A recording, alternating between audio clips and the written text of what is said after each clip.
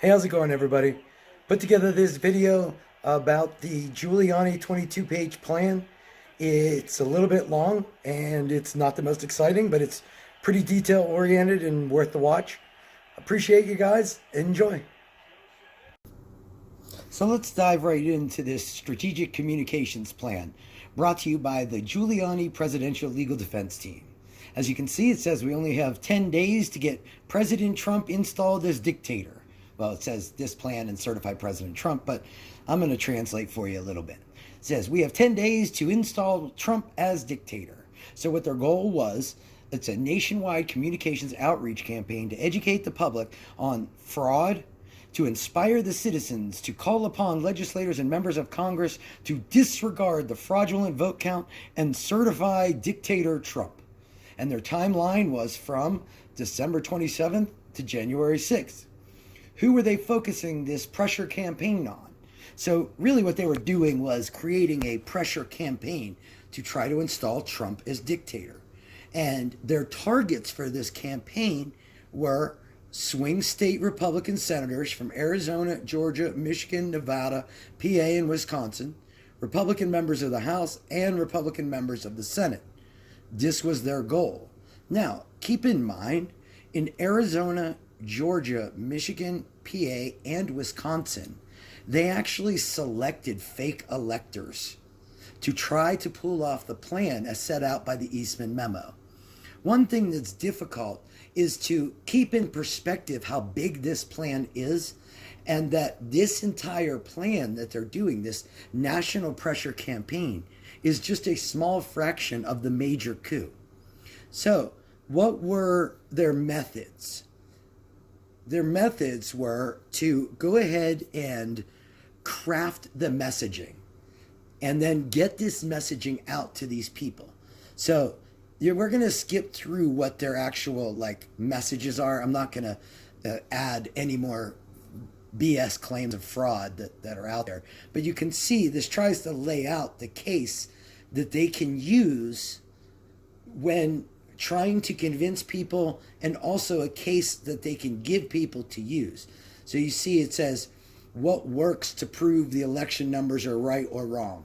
And then they lay out, here's the stuff you can use, what does work, what doesn't work, and here's messaging. Now, when you have a pressure campaign, you need a message, you need a way to carry that message to the masses and to the people that need to hear it, and you need some sort of force or punishment behind that. Let's take a look. You've got the messaging. What do you elections officials have to hide? We heard a lot of these. Why do you not want to have an investigation in a system that is known for vote fraud? How can you guarantee that no corruption of the vote took place? That's just a straw man. You can't say no corruption, but the reality is there any systemic corruption? Why are American votes being counted by servers in foreign countries? Lie. Why are the voting machines not secure from hacking? That's a lie. Why is there no chain of custody? That's a lie. How can you guarantee that corruption of the votes won't take place again? This is crazy. So they have messages that they've used directly to legislators, directly to citizens, and then directly to members of Congress. You cannot let America itself be stolen by criminals. You must take a stand, and you must take it today. So, what types of ways are they going to get that message out? Like what forms, not who's going to carry out the message, but what forms of message. So messaging types, daily talking points, and specific fraud numbers with citations, so RBS numbers. They're going to have pre-written tweets and posts for Instagram multiple times per day. Now, who's writing this? Who's creating these posts? Radio ads and TV ads to flood the airways. Who's writing these ads? Who's approving these ads? Who's paying for all of this? That's what I want to know. Who's paying for all of this, and where's that money coming from? You have to have people that create the ads. You have to pay them. You have to pay the TV channels to run the ads. There's got to be a huge money trail to this. So how are they going to disseminate the message?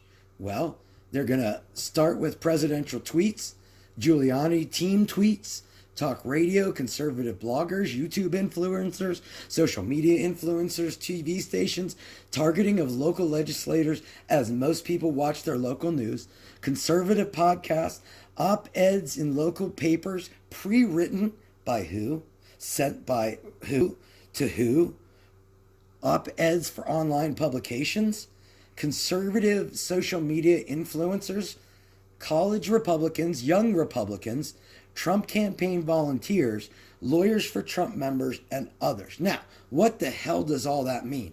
So, we looked at, like, these are the major forms, avenues, we'll call them, of how to get those pre-written messages out.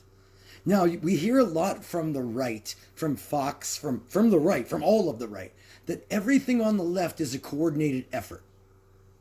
This is another perfect example of them projecting their activities onto others. We didn't do it. In fact, we're the victims. You're doing it. So the left, all mainstream media works for the Democrats. Here, we're looking at a coordinated effort to use the president, Giuliani, radio, social media, and web influencers, pre-written op-eds, tweets to push out, organizations that are already created, and lawyers, and the campaign volunteers. This is a serious coordinated effort of messaging. This is how propaganda and radicalization and pressure campaigns work. So you can see they're using every possible tool. Now, the content they're going to do is backed up by, now this is interesting. I'm going to skip through because I want to point out these four right here. Now, actually I'm going to make it these five. Let's make it, whoops, I'm not good with computers here. Let's make it these five. So we got these five: Navarro, Antrim County, tech team analysis, and fact sheet. Now, when it comes to Navarro, well, we know Navarro worked directly for the administration. So if you want to wonder if the administration was involved, you've got Navarro already there. So he's admitted that they tried to do this campaign. He's admitted that they worked to pressure 100 plus Republican House members. And they've he already admitted he worked with Bannon. So what's interesting here is this Antrim County report is the report from an audit they did. Now, the audit was done by the Alliance Security Operations Group, which happens to be owned by Phil Waldron. Now, Phil Waldron is the guy that is known for the PowerPoint. Now, he's a retired colonel from the military and used to have like lots of intelligence knowledge. So this guy, Phil Waldron, is who did the Antrim County report. Now, the tech team analysis is also, as you'll see in a minute, done by the same Phil Waldron. Isn't that interesting? Isn't that interesting that information that they're using is provided by somebody that is completely associated with military intelligence, PSYOPs, and is working directly with Giuliani, Navarro, and the rest of the Trump team to overthrow the American government? This should be scaring people as we go through it. Now, that fact sheet on Dominion, CEO lies. Now, here's an interesting tidbit of information. There's a guy by the name of Russ Ransland, and this guy is closely associated with Phil Waldron. Now, Russ has been running around since 2016 talking about the deep state, and in 2018, he tried to solicit Republicans to, get this, use quote unquote information about the election machines being hacked to claim that you didn't actually lose the election. In 2018, he was actually looking for people to do exactly what they're doing right now in 2020. He's been giving seminars and running a thing called the Economic War Room, which you can find at economicwarroom.com, where he goes around, gives speeches, and gives presentations lying about Dominion software and about voting machines. This is what he does for a living. So a guy who is a professional liar at vote manipulation is working directly with Phil Waldron, who's also doing the audit for Antrim County, who also was one of the two companies that was being considered for the Arizona audit. So you can see the audits are tied together, these reports are tied together, the campaign is involved with Navarro. Now let's look at some of the key members of the Giuliani team. Now, we all know who Rudy Giuliani is, but I've broken down who these other initials are to the best of my guess. Now, Rudy Giuliani, it says Strategic Communications Plan run by BK and KF. Now, BK, I believe, is Bernie Kerik, who is the one who turned over this document. So I believe that's a pretty reasonable guess. KF took me a quick minute. She's actually the one that her name's on the creation of this document, and she's been named in some other documents, as well as visited Antrim County during their audit as part of a team helping an individual that was suing Antrim County, and they got involved somehow. And her name is Catherine Friess, Friess. And she's a smaller known figure. At one point, Bernie Kerik said that she basically does talks about not depositions, but sworn affidavits. She schedules meetings.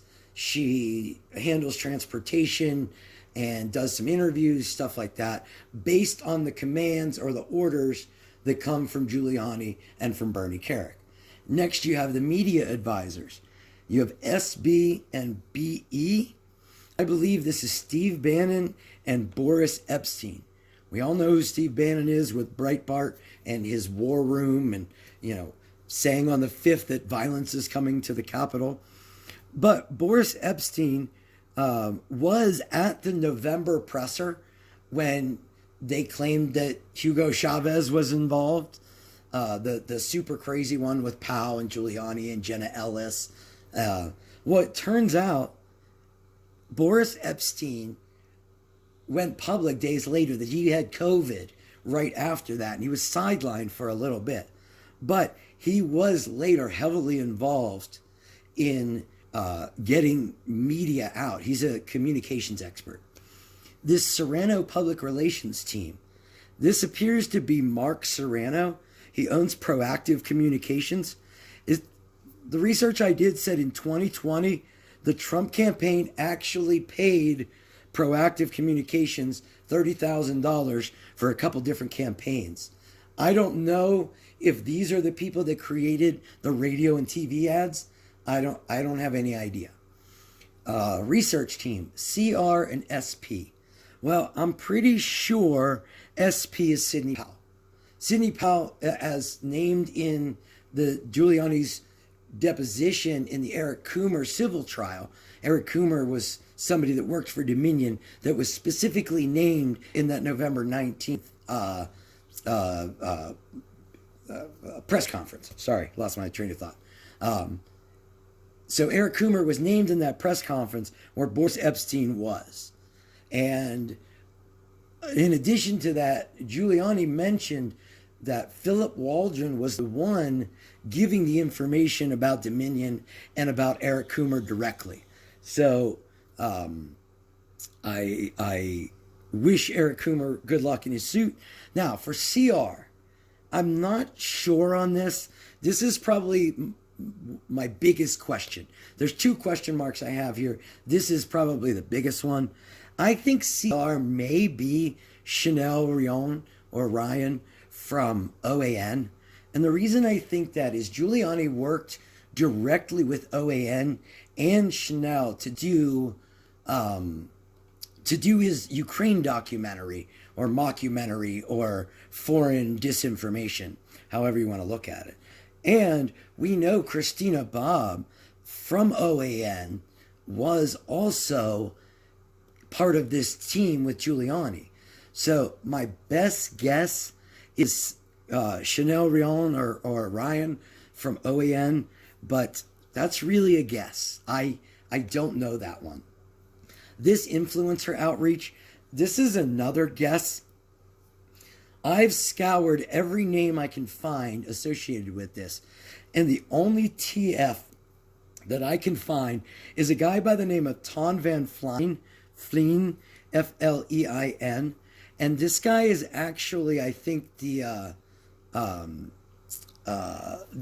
do you call him? Sorry, the Mark Meadows of the chief of staff. Sorry, I think this Tom was Gozar's chief of staff, and we know from Stockton, I think his name is, one of the planners of the rally on the Ellipse. We know that Tom Flein offered them a blanket pardon. And that's kind of interesting because this guy, Tom, was also in regular contact with Ali Alexander, who's the guy from Stop the Steal that also had a rally planned, but on the grass of the Capitol. So I think it's Tom Flein, but I just don't know that one. The tech team is PW. Did I miss that one? Phil? No, I didn't miss that one. That's Phil Waldron. So the tech team, the guy that wrote the PowerPoint, is working with these guys and is lying about Dominion, and he's the one bringing up these stories. Then you have Peter Navarro. Then you have the legal team, local legal teams in Arizona, Georgia, Michigan, Nevada, PA, and Wisconsin. Identify the people in the swing states. Then plan rallies in all the states to go and pressure all of these people with all this false information. This is truly crazy. It's truly crazy. Now, there's only one other part I want to cover. And like I said, I'm not going to go through all this voter BS. But I find it interesting that the right wants to claim, as I mentioned before, that the left is all in coordination. You know, the left and the FBI and the CIA and the elections, and all of these people work together, the mainstream media and the Democrats and Antifa and all these people, that they're all one group working against you to destroy the country. Well, it's interesting, in this very targeted, planned attack to pressure people to overthrow democracy and install Trump as a dictator, let's look at some of the names that appear directly in this document. Whoops, what did I do? Oh man, what did I do? All right, we're going to fix this. Sorry. I could trim all this out, but it's more fun to watch me struggle, I assume. So some of the bigger names we've got: Candace Owens, Charlie Kirk, Hodge twins, Officer Tatum, Ben Shapiro, PragerU, Dave Rubin, Daily Wire, which ironically is also Ben Shapiro, and I think Dinesh D'Souza, Students for Trump. Now this one doesn't make any sense to me. The majority report was Sam Cedar. I'm pretty sure Sam's relatively left, CNN-ish, maybe left of CNN, but CNN-ish. Sorry, Sam. Like he's going to hear it. But weird that he's on this list. Steven Crowder and Mark Levin. Now, isn't it interesting that Mark Levin's on Fox also, and that Dinesh D'Souza's on Fox, and sometimes they talk to Ben Shapiro, and they've had Tatum on, and Charlie Kirk, and Candace Owens? Wow, all of these major social media influencers also appear on Fox. Isn't that very, very interesting? Seems like a coordinated effort, like they project onto everybody else. Going down to these medium ones, I wanted to point out Brandon Straka. Now, Brandon Straka is interesting because he actually stormed the Capitol. He got in trouble, and now he's cooperating. So He's named directly in this document, this walk away. They were definitely trying to use him. Now, I don't know if these people were directly contacted. I'm not asserting that. I am saying they were directly named in the document that was being used to overthrow democracy. So, were they involved? I don't know. Are they named in this document? Yes. Do I think more investigation needs to happen? Absolutely. These people need to be looked into to see if they were part of a conspiracy. No doubt about it. Is there a conspiracy? I have no way of knowing at this point. Was there anybody else? Oh, yeah, look at that. They don't really think highly of him, but he's working really hard to get his name out there. Mr. Adam Carolla being named. And then Trish Regan right under him. Trish Regan, former Fox. Thanks for sticking around. Hope you enjoyed the video and you got something out of it. If you did and you like what we do, please subscribe to the channel. Hit that little bell. Drop a like and maybe a nice little comment or two. And share the video. We really need to get the word out. Thanks, everybody, and we appreciate your support.